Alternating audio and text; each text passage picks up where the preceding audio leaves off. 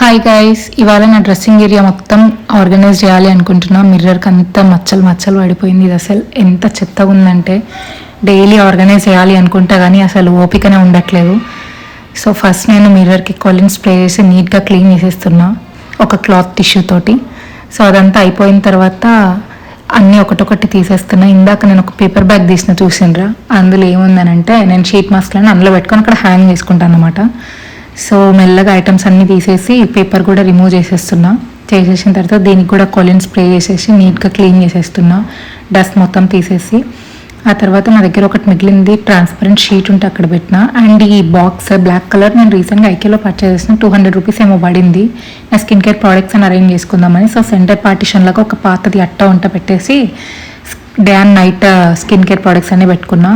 ఈ tea cup ఏమో నాకు హ్యాండిల్ పోయిందనమాట. సో దాన్ని ఇక్కడ బ్రషెస్ పెట్టుకోవడానికి ఆర్గనైజ్ చేసుకున్నా.